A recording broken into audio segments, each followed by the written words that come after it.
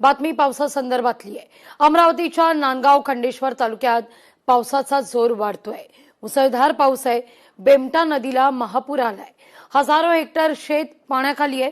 नांदगाव खंडेश्वर तालुक्यामध्ये अनेक मार्ग बंद आहेत।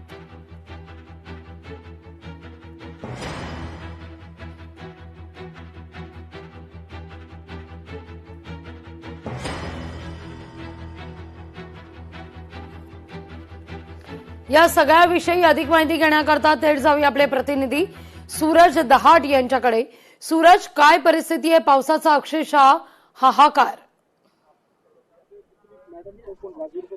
नक्की 120 मिलीमीटर पेक्षा जास्त जो पाऊस आहे अमरावतीच्या नांदगाव खंडेश्वर मध्ये या ठिकाणी पडलेला आहे। सध्या मी नांदगावच्या खरपी परिसरामध्ये आहे। या ठिकाणी आपण बघू शकतो ही नद नव्हे तर या ठिकाणी हे पूर्णपणे शेत आहे। साधारणतः 7 ते 8 फूट या शेतामध्ये पाणी आहे। लिंबूची खऱ्या अर्थाने ही संपूर्ण ही बाग आहे, मात्र पूर्णपणे पाण्यात हे पूर्णपणे डुबून गेलेली आहे। हजारो हेक्टर या ठिकाणी शेत जमिनी पाण्याखाली आहे। कपाशी असतील, सोयाबीन असतील, याला मोठा फटका जो या ठिकाणी बसलेला आहे। मात्र अद्यापपर्यंत प्रशासनाच्या वतीने कुठलाही अधिकारी आला नसल्याचा आरोप जो आहे शेतकऱ्यांनी केलेला आहे।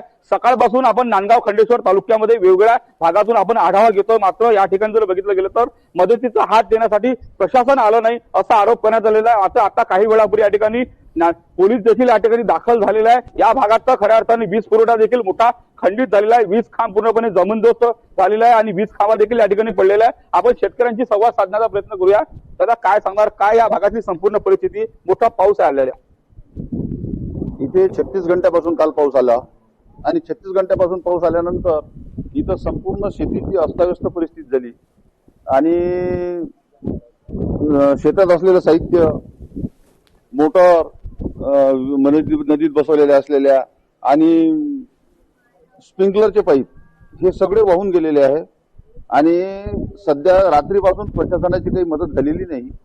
आणि आता सकाळी नांदगाव खंडेश्वरहून प्रकाश भाऊ आले आणि प्रकाश भाऊंनी सगळी माहिती घेतली आणि ते सगळ्यांना दिलासा देत आहे। आणि शेतकऱ्याचं तर एवढं भयावह नुकसान आहे की भयानक नुकसान आहे, म्हणजे आतापर्यंत कधी झालं नाही आणि याच्या पुढं सांगता येत नाही। तुम्ही काय सांगणार? आमच्या गावात धानोरा शिखर इथलं गाव आहे। पूर्ण घरोघरात पाणी आहे, संपूर्ण नुकसान आहे प्रचंड। आणखी पाण्याचे पिंक, रस्ता बंद आहे आमचा रात्रीपासून, सर्व भरपूर नुकसान।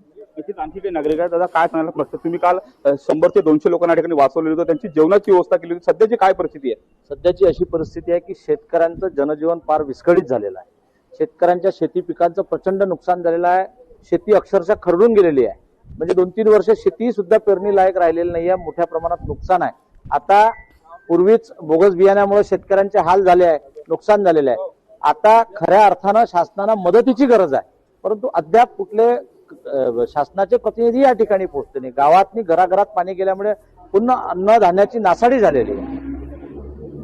नक्कीच आपण आपण हे पुन्हा हे दृश्य दाखवतो। आपण जर बघितलं गेलं तर हा एक धाबा होता, मात्र मुसळधार पाऊस झाला। साधारणतः हा जो आपल्याला पूल दिसतो या पुलावरून 4 ते 5 फूट या ठिकाणी पाणी होतं। मात्र या ठिकाणी आता पाणी जरी ओसरलं असतं, मात्र नुकसान मात्र मोठ्या प्रमाणावर या ठिकाणी आहे। पण बघू शकतो की हे पूर्णपणे झाडं सुद्धा या ठिकाणी पडलेले आहे आणि समोरच्या बाजूला आपण जर बघितलं गेलं तर पुलाचा जो कठडा आहे तो संपूर्णपणे वाहून, त्यामुळे कुठेतरी प्रशासनाच्या वतीने अधिकाऱ्यांना इथे यायला पाहिजे होतं आणि गावकऱ्यांशी संवाद साधून नेमकं त्याचं कशा प्रकारे नुकसान झालं त्याचा आढावा घेणं अपेक्षित होतं।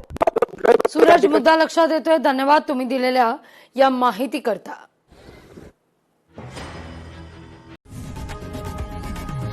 लोकशाही मराठी ऐका, पहा, जागरूक रहा।